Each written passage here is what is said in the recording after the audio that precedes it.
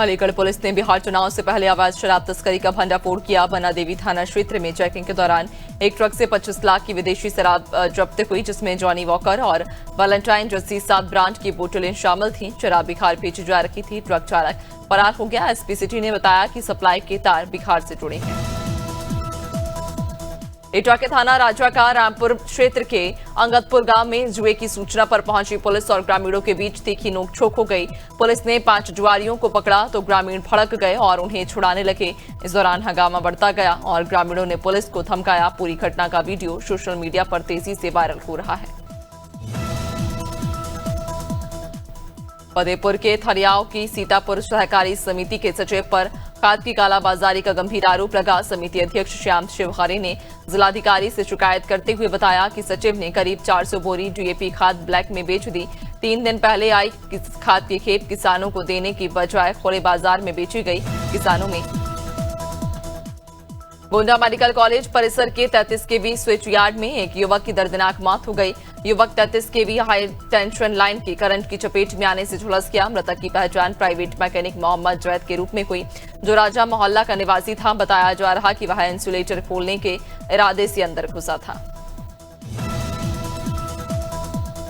हमीरपुर में संदिग्ध परिस्थितियों में एक वृद्ध का शव पुल के नीचे मिला, जिससे इलाके में सनसनी फैल गई। मौके पर पहुंची पुलिस ने शव की जांच शुरू की, लेकिन शिनाख्त नहीं हो सकी। मृतक की जेब से राज डिपो की बस का टिकट बरामद हुआ, जिससे उसकी पहचान के सुराग तलाशे जा रहे। पुलिस ने शव को कब्जे में लेकर पोस्टमार्टम के लिए भेज दिया। जालौन में दबंगों ने तमंचा लहराते हुए एक घर में घुसकर दंपति पर लाठी डंडे से हमला कर दिया। महिला का गला दबाकर मंगलसूत्र लूटने की भी कोशिश की गई। पूरी वारदात सीसीटीवी में कैद हो गई और फुटेज सोशल मीडिया पर वायरल हो रहा है। आसपास के लोगों के आने पर दबंग जान से मारने की धमकी देते हुए फरार हो गए। पुलिस ने मामला दर्ज कर जांच शुरू की है। झाबुआ के कल्याणपुरा में बदमाशों ने एक किराना दुकान में चोरी की वारदात को अंजाम देने के बाद दुकान और वाहनों में आग लगा दी। वारदात के बाद व्यापारियों में आक्रोश फैल गया। उन्होंने बाजार बंद रखकर विरोध जताया और आरोपियों की गिरफ्तारी की मांग की। फिलहाल पुलिस बदमाशों की तलाश में जुटी है और मामले की जांच जारी है।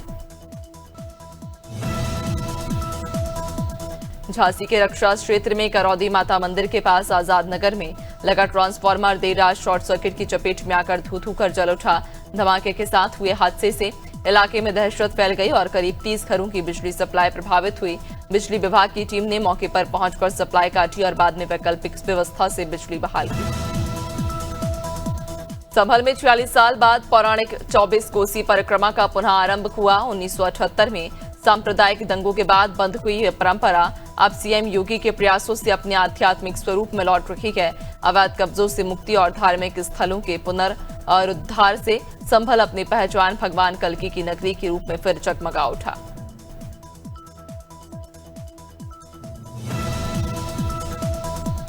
फतेहपुर 84 थाना क्षेत्र के तालेबपुर गांव में कल्याणी नदी पर एक युवक ने आत्महत्या की कोशिश की, लेकिन ग्रामीणों की सूझबूझ और बहादुरी से उसकी जान बच गई। सुरेश पुत्र रुखा निवासी तालेबपुर रहली बताया जा रहा है, जो मानसिक तनाव या पारिवारिक समस्या से परेशान था। ग्रामीणों ने नदी में कूदकर मशक्कत के बाद उसे बाहर निकाला।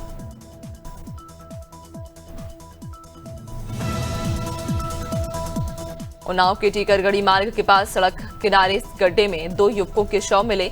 मृतकों की पहचान गुलशन और आशु के रूप में हुई, जो टीकरगढ़ी निवासी बताए जा रहे। दोनों की गुमशुदगी की रिपोर्ट पहले ही दर्ज थी। प्राथमिक जांच में आशंका है कि अज्ञात वाहन की टक्कर के बाद दोनों बाइक समेत गड्ढे में गिरे और डूबकर मौत हो गई। उन्नाव के सुमेरपुर प्राथमिक स्वास्थ्य केंद्र में 108 एम्बुलेंस में सफर के दौरान चालक का लापरवाही भरा वीडियो सोशल मीडिया पर वायरल हुआ। वीडियो में ड्राइवर मोबाइल और फेसबुक चला रहा था, जबकि गाड़ी में एक मरीज और 2 अन्य लोग मौजूद थे।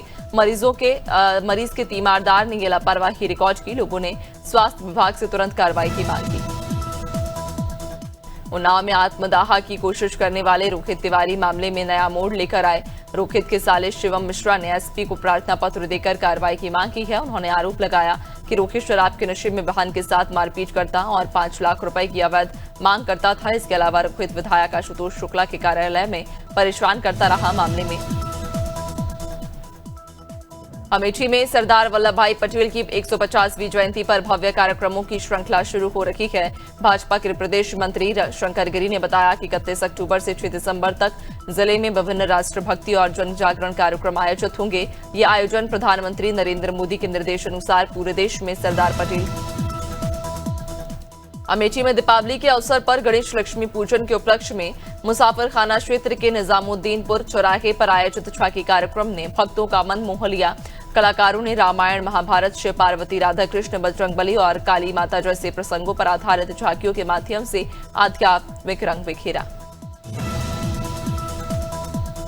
रायबरेली में हरियाणा का गैंग टप्पेबाजी की घटनाओं में सक्रिय पाया गया। इस गैंग में हापुड़ और दिल्ली की महिलाएं शामिल थीं, जो भीड़भाड़ वाले इलाकों में ई रिक्शे पर सवारियों से भरे बच्चों का बहाना बनाकर पहले से मौजूद सवारी के जेवर या पर्स की चोरी करती थीं। पुलिस ने इस गैंग के 2 पुरुष और 5 महिलाओं को गिरफ्तार कर लूटे गए सामान के साथ बरामद किया। रायगढ़ के पूंजीपथरा में जंगल में महिला की सड़ी गली लाश मिलने से क्षेत्र में सनसनी फैल गई। मृतका की पहचान घासनन माझी के रूप में हुई। परिजनों ने 2 दिन पहले उसकी गुमशुदगी की रिपोर्ट थाने में दर्ज कराई थी। प्रारंभिक जांच में पुलिस को आशंका है कि महिला अवैध शिकार के लिए जंगल में बिछाए गए करंट की चपेट में आ गई। सबलगढ़ क्षेत्र के ग्राम पंचायत बामसौली माजरा नाऊ डांडा गांव में चारा काटते समय 18 वर्षीय युवती भारती कुशवाहा की सर्पदंश से दर्दनाक मौत हो गई। युवती अपने घर पर मवेशियों के लिए हरा चारा मशीन से काट रही थी, तभी चारे में छिपे सर्प ने कटे हिस्से ने उसे काट लिया। तुरंत परिजन इलाज के लिए अस्पताल ले गए, लेकिन स्थिति गंभीर होने पर अस्पताल में डॉक्टरों ने उसे मृत घोषित कर दिया। ग्राम मवई के ग्रामीणों ने अवैध शराब बिक्री और सामाजिक विनाश को लेकर गुवारा तहसील कार्यालय का घेराव किया और कलेक्टर को ज्ञापन सौंपा। बामनोरा थाने में भी शिकायत दी गई। करीब 2 दिन से 100 लोग महिलाओं सहित प्रशासन ने 7 दिन में कार्रवाई की मांग की है और कहा कि यदि कार्रवाई नहीं हुई तो उग्र आंदोलन होगा।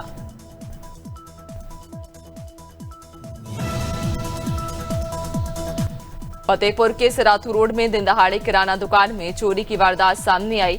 3 बाइक सवार युवक सामान लेने के बहाने दुकान को अंदर ले गए और गुल्लक से रुपए चुरा कर फरार हो गए। घटना सीसीटीवी कैमरे में कैद हो गई। पीड़ित दुकानदार चिल्लाते रहे, लेकिन चोर भागने में कामयाब रहे।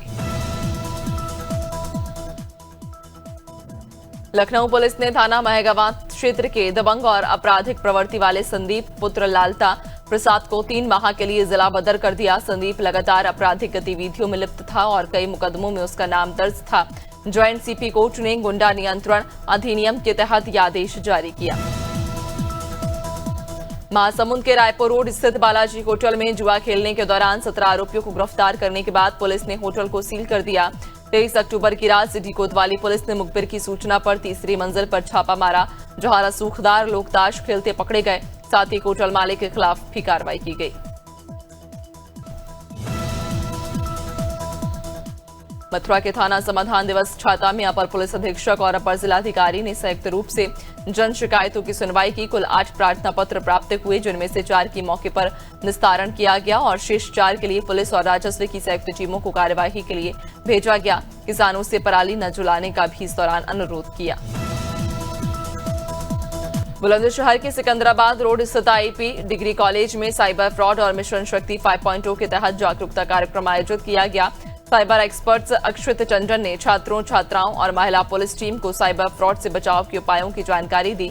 अक्टूबर माह को साइबर जागरूकता और मिशन शक्ति 5.0 जागरूकता माह के रूप में मनाया जा रहा। भारतीय जनता पार्टी ने अपनी नई कार्यकारिणी के गठन के बाद अब पार्टी के प्रवक्ताओं की लिस्ट जारी कर दी। इस लिस्ट में कांग्रेस छोड़कर भाजपा में शामिल होने वाले कांग्रेस के पूर्व प्रदेश उपाध्यक्ष मथुरा दत्त जोशी का नाम भी शामिल। मथुरा दत्त जोशी को भाजपा में प्रदेश प्रवक्ता बनाए जाने पर उत्तराखंड कांग्रेस ने तंज कसा है।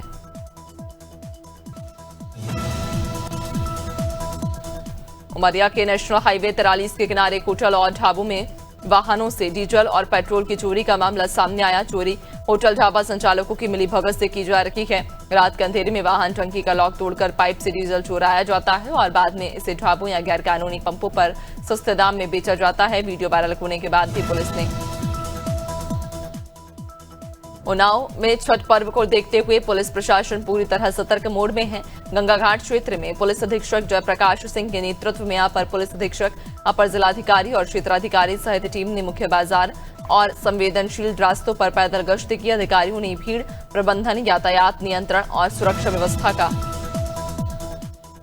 उन्नाव में सफीपुर थाना क्षेत्र के दौलतियारपुर में पानी भरने को लेकर विवाद इतना बढ़ गया कि प्रेम शंकर, दीपांशु और प्रांशु ने धर्मपाल यादव पर कुल्हाड़ी और लाठियों से हमला कर दिया। धर्मपाल यादव के सिर में गंभीर चोटें आई, उन्हें जिला अस्पताल में भर्ती कराया गया। घायल ने पुलिस में तहरीर देकर आरोपियों के खिलाफ।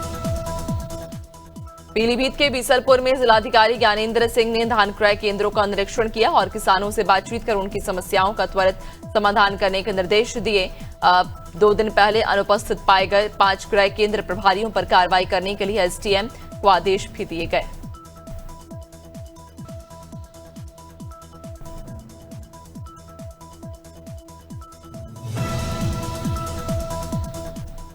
गोंडा के नवाबगंज के कोल्हामपुर गांव में उस वक्त सनसनी फैल गई जब पति ने अपनी पत्नी की बेरहमी से हत्या कर दी। बताया जा रहा कि गुनीराम नाम के युवक ने अपनी पत्नी आरती का पहले हथौड़े से सिर कुचला और फिर चाकू से गोदकर हत्या कर दी। यह खौफनाक वारदात उनके 5 साल के बेटे के सामने हुई।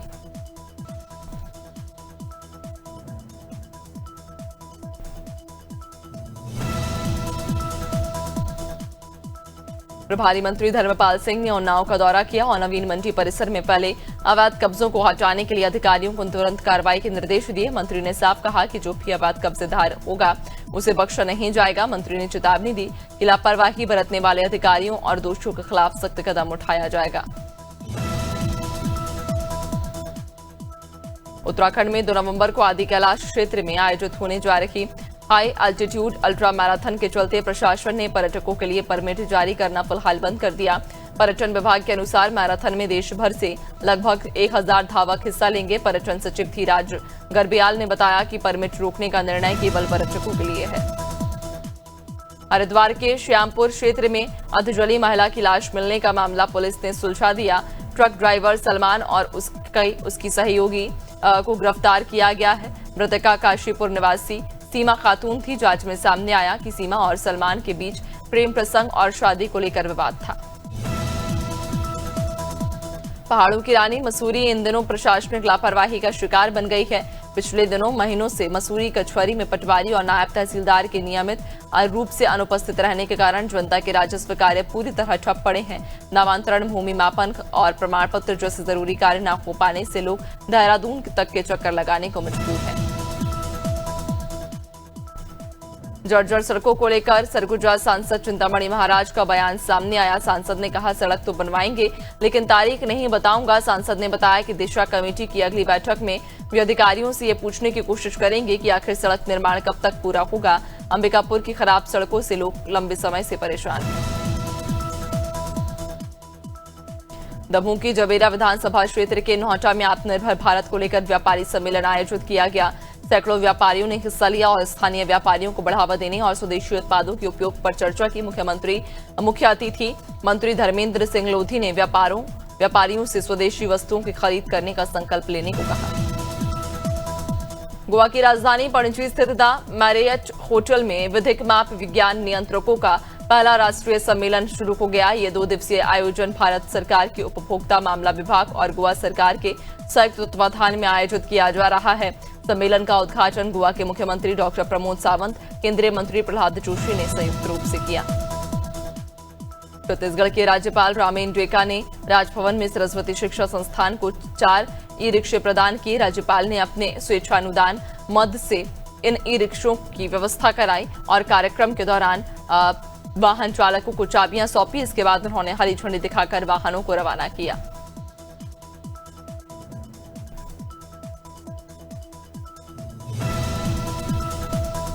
शिवपुरी के रन्नौद नगर परिषद क्षेत्र में 2 मुक्तिधामों के निर्माण में लापरवाही और भ्रष्टाचार के आरोप लगे। 88 लाख रुपए की लागत से शुरू किए गए ये निर्माण 1.5 साल बाद अधूरे हैं। स्थानीय लोग नगर परिषद और ठेकेदार की मिलीभगत का आरोप लगा रहे, जबकि अधिकारी सिर्फ कागजी निरीक्षण कर रहे हैं।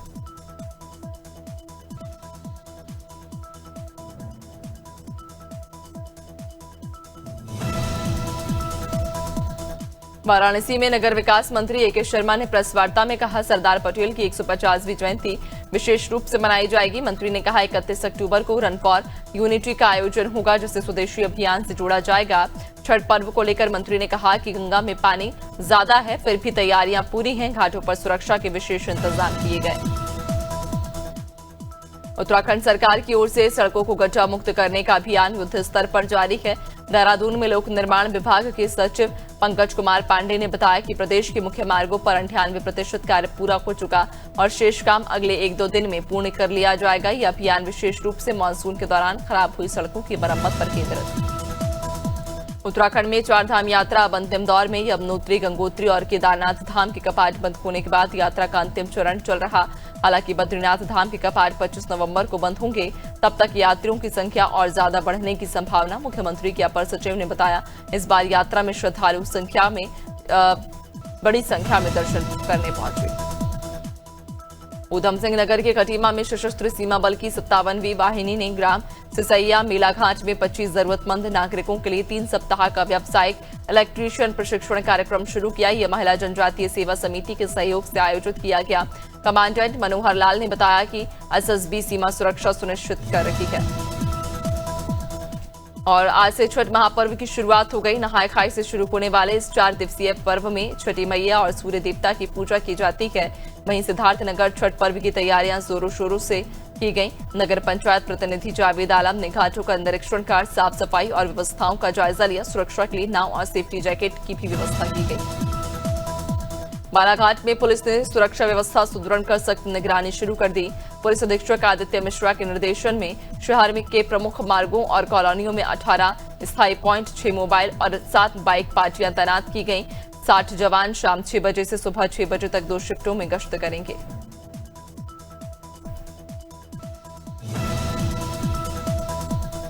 सहारनपुर में पुलिस उप महानिरीक्षक अभिषेक सिंह ने थाना कुतुबशेर का आकस्मिक निरीक्षण किया। निरीक्षण में महिला शक्ति केंद्र, कंप्यूटर कक्ष और अभिलेखों की जांच की गई। अधिकारियों को लंबित प्रविष्टियों को पूरा करने, अभिलेखों का समुचित रखरखाव और त्वरित निस्तारण सुनिश्चित करने के निर्देश दिए गए। सोनभद्र जुगैल थाना क्षेत्र में पिकअप वाहन अनियंत्रित होकर पलट गया। हादसे में 3 बच्चों सहित कुल 16 श्रद्धालु घायल हो गए। गंभीर रूप से घायल 13 लोगों को जिला अस्पताल रेफर किया गया। हादसा 24 अक्टूबर की रात भीतरी पहाड़ी क्षेत्र में हुआ, जहां श्रद्धालु जुरकी माता मंदिर से लौट रहे थे। नेटवर्क की असुविधा के कारण बचाव कार्य में देरी हुई। राज्य स्थापना के रजत जयंती वर्ष में प्रवासी उत्तराखंडी 5 नवंबर को दून विश्वविद्यालय में जुटने जा रहे। दरअसल मौका है दूसरे प्रवासी उत्तराखंडी सम्मेलन के आयोजन का। इस 1 दिवसीय सम्मेलन में उत्तराखंड की 25 वर्षों की यात्रा पर प्रवासी उत्तराखंडी अपने नजरिए को सामने रखेंगे। साथ ही ये सुझाव भी देंगे कि उत्तराखंड को बेहतर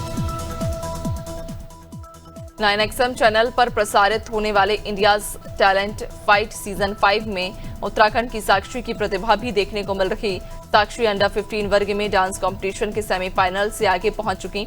ये प्रोग्राम आगामी 30 अक्टूबर को टीवी चैनल पर प्रसारण किया जाएगा। इस बीच खटीमा में भाजपा कार्यकर्ताओं ने साक्षी का फूलमाला पहनाकर सम्मान किया।